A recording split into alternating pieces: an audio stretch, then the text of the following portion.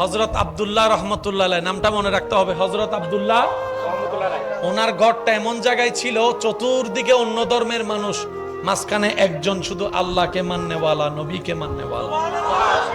তো আপনারা তো জানেন ওই এতগুলা দাঁতের মাঝখানে জিহ্বা থাকলে যেমন হয় আর কি অবস্থা।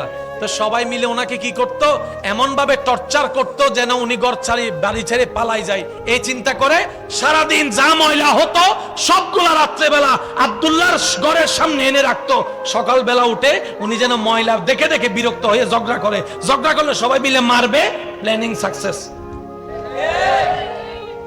সবার প্ল্যানিং এটা। হযরত আব্দুল্লাহ রহমতুল্লাহ আলাইহি যখন সকালে দরজা খোলার জন্য সময় হতো, সবাই মিলে তাকাই থাকতো।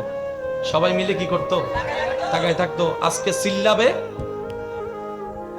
আর গণদোলার কোনো বিচার, গণদোলার কোনো বিচার। সবাই জানলার ফাঁকে তাকাই থাকতো, মুসলমান কি করে দেখি।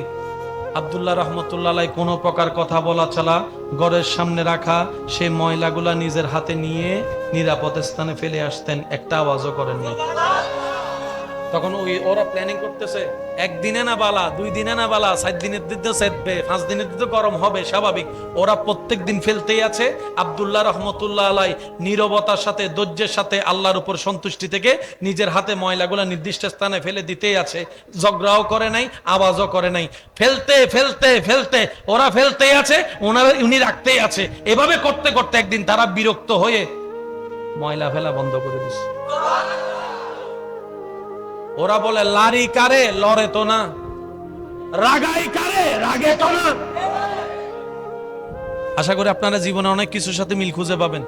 আব্দুল্লাহ রহমতুল্লাহ আলাইহি ময়লা যখন নিজের কাছে ফেলে দিচ্ছেন নিজে নিজে, সবাই বিরক্ত হয়ে ময়লা ফেলা বন্ধ করে দিয়েছে। একদিন আব্দুল্লাহ রহমতুল্লাহ আলাইহি সকালে দরজা খুলে দেখে ঘরের সামনে আর কোনো ময়লা নাই, ময়লা নাই। ধৈর্যের জয় আসছে কি আসে নাই? সবাই মিলে বলেন, ধৈর্যের জয় আসছে কি আসে নাই? শেষ ভালো যার সব ভালো তার জোরে বলেন, আসছে কি আসে নাই? আপনি আমি হলে তো এক লাফে খুশিতে ছাদে উঠে যাইতাম, জিতি গেই। কিন্তু আব্দুল্লাহ রহমতুল্লাহ আলাইহি তা করেন নাই। করলেন কি? প্রত্যেক জনের ঘরে যাইয়া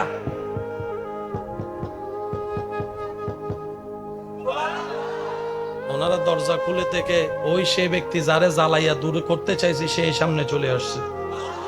এবার আব্দুল্লাহ রহমতুল্লাহ আলাইহি জিজ্ঞেস করলে, ভাই আপনারা মনে হয় ময়লা ফেলতে ভুলে গেছেন, তাই আমি ময়লা নিতে আসছি। আরেকটু জোরে বলেন না, আপনারা মনে হয় ময়লা ফেলতে ভুলে গেছেন, আমি নিজে আসছি ময়লাগুলা নিতে। তো ওরা উত্তর দেয়, কি রে ভাই, তোমার কি রাগ নাই? তোমার কি রাগ নাই, হিংসা নাই, মেজাজ গরম হয় না? এত জ্বালাই জ্বলো না, এত রাগাই রাগো না, এখন আসলে আমাদের ময়লা নিতে, ব্যাপার কি ভাই? তোমার কি গিনফিট নাই?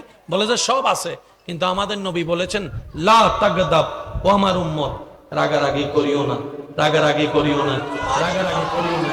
আমাদের নবী বলেছেন, উম্মত যখনই বিপদ মুসিবত আসবে আল্লাহর দিকে তাকায়, ধৈর্য ধরো, আল্লাহর হুকুমের অপেক্ষা করিও। শুধু নবীর হাদিসটা মেনে মেনে চুপ করেছিলাম। ওনারা বলে যে ইসলাম এত সুন্দর শিক্ষা দেয়, এর চাইতে সুন্দর কোনো ধর্ম হতে পারে না। আমরাই তোমাদেরকে তাড়াতে চেয়েছি, আজকে আমরা সবাই মিলে কালিমা পড়ে মুসলমান হয়ে যেতে রাজি আছি।